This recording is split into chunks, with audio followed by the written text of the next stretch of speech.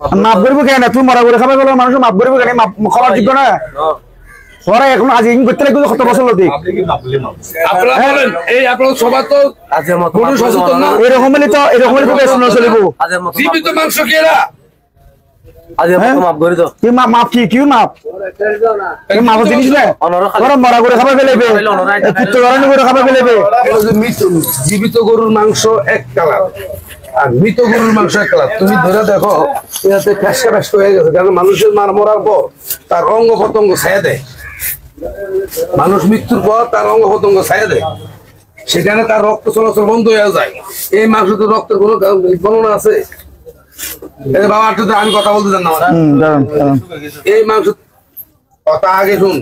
জীবিত গরু সকালে জবাই করলে সকাল বিকাল 5টা পর্যন্ত রাখলো, ওই মাংসটা রক্ত থাকে, কালারটা পরিবর্তন হয় না।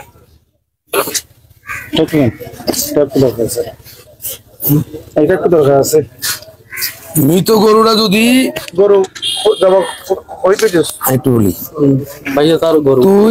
তোর বাপের বর্ণনা অনুযায়ী যে কথা বলছে যে আমি জবাই করি নাই, আমার ছেলেরা জবাই করছে, আমি তোমাকে প্রথমে ডাকিয়া বলছি যে আমি পর্যাপ্ত পরিমাণ সাক্ষ্য প্রমাণ নিয়ে ঘটনাস্থলে আইছি, তুমি সত্যটা আমাকে প্রকাশ করো।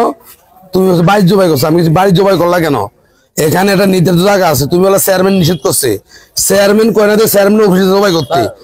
কথা শেষ করে দাও আমার, তুমি মেইন রোডে একটা জায়গা নির্ধারণ করে দিব, চেয়ারম্যানে একটা ফাঁকা করে দিব, তোরা এরা আবেদন করো নাই, এই জন্য ওনারা তো মাথা ঠেকাও নাই। তুমি কইলে উনি রাস্তার লোকে দিয়ে একটা জায়গা করে দিব, এখানে ইমাম সাহেব জবাই করো প্রত্যেকদিন, তুমি সেটা করো নাই। ইমাম সাহেব তুমি কোন ডাক্তারও দেখাও নাই, তোমার বাপে বললো যে তুমি জবাই করছো, হে জানে নাই। আর এই গরুটা যদি জীবিত হইতো, জীবিত হলে রক্ত নির্গত হইতো, এবং এই গরুর মাংস যদি ভাই একটু আমি এই গরুটা দেখতো কালারটা দেখ, কোন মানুষ মৃত্যুর পরে তার সমস্ত রক্ত চলাচল বন্ধ হয়ে যায়, বন্ধ হয়ে গেলে সেখানে স্টপ। এবং এই গরুটা কোনো রক্ত চলাচল আছে আসেনি ভাই? আছে? আমরা বলেন এটা তো মাছি পড়তেছে, তুমি বলো এটা থেকে জীবিত মাংস না মৃত মাংস? আমি স্পষ্ট তথ্য প্রমাণ নিয়ে আইছি জীবিত মাংস না। আমি নাহলে এই মাংস ফরেনসিক টেস্ট করাবো। যদি চ্যালেঞ্জে যাও, আমি চেয়ারম্যান সাহেব আছে, এলাকার লোকজন আছে, আমি এই মাংস ফরেনসিক টেস্ট করাবো। ফরেনসিক টেস্টে যদি মৃত আসে, তুমি কি সত্য দিবে বলো? আমি তোমার যদি টেস্টে তুমি জিতো, আমি এই গরুর হুরা দাম দেবো। এটা দাদা আমি বলি, এটা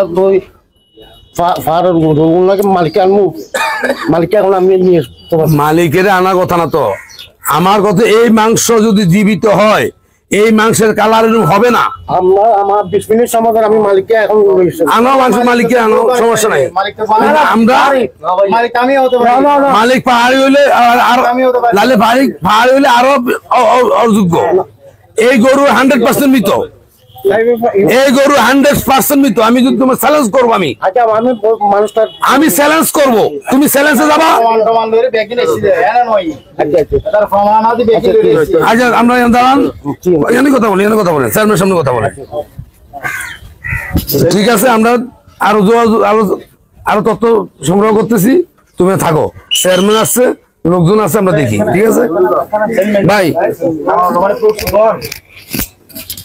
গরু মরা গরু এবং আই নিয়ম জারি করছি, কথা শোনো, আইনে নিয়ম জারি করছি গত ঈদুজ্জামাত, এই ঈদুজ্জামাত প্রত্যেকটা বক্তৃতার প্রত্যেকটা মিটিং গরু আর দেখা যাওয়ান করবো, অথবা নির্বাচিত আর যে জনপ্রতিনিধি অথবা গ্রাম পুলিশ চাই আর ওকে গলি গরু জবা করি আমার দিনের বেলা।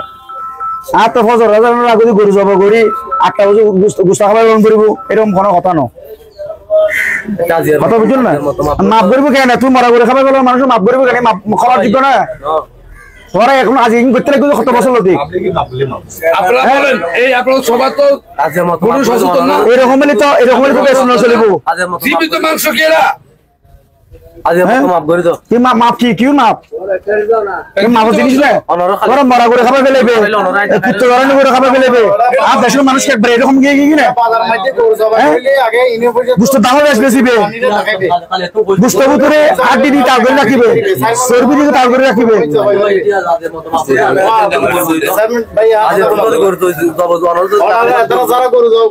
মাছ বিক্রি করিব এতারা অন্তন জায়গার আগে পারমিশন নেব কই মাঝে জায়গা গরু বিক্রি করিব আর তারপরে আমরা জায়গা অনপসই দিন পয়সা তুমি কই যাবে কিন্তু গরু জীবিত কিনা মরা তিন টাকার তার গরু জবাই করিব নিয়ম হলো অনুমতি দিলি গরু জবাই করতে পারবে এবং নির্দিষ্ট কোন জায়গা দিতে দিবেন কই মাঝে গরু জবাই করিব ওই প্রত্যেক গরুতে 100 টাকা বা 200 টাকা লাগে না হবে না মাফর বিষয় নয় মাফর বিষয় না তুই তো বুঝতে পেরেছিস নাকি আর খবর পাই যায় নাই পদক্ষেপ লই যায় না তোমার মধ্যে হ্যাঁ কুত্তো হারাইয়ে গরু মারা ধরাই না কুত্তো হারাইয়ে গরু মুরগি গরু আনি ধরার মাইরা ভাই লরিং কইলো কথা তুমি খাইবা না বাজার ইয়ানার অভিভাবক আছে বাজার ইয়ানার আর বাজার কমিটি আছে ইনে বসে চেয়ারম্যান আছে আর বেগুন তোয়াক্কা গরম বাজে ছিল মন গলি করি বেইন তো ইন্না পারে কিরি ইন তো ইন্না পারে তুমি একজন যদি বেগুন যদি অবৈধভাবে জিনিস খাওয়াই গেল আর আমি খাওয়াই গেল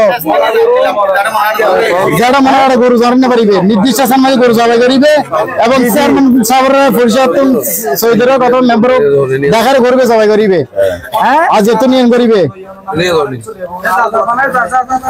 জেলে মনে হলে তো করতে পারিবে জেলে মনে হলে করতে পারিবে নরাই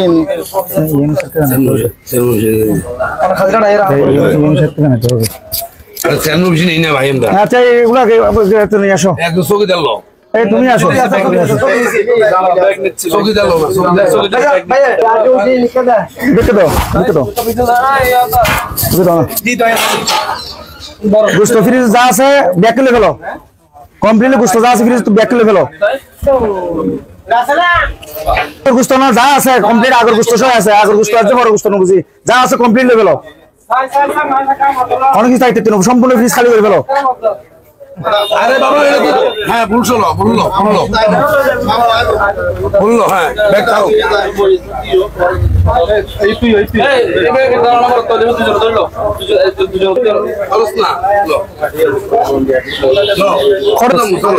আসো লো আয়ু মাত্র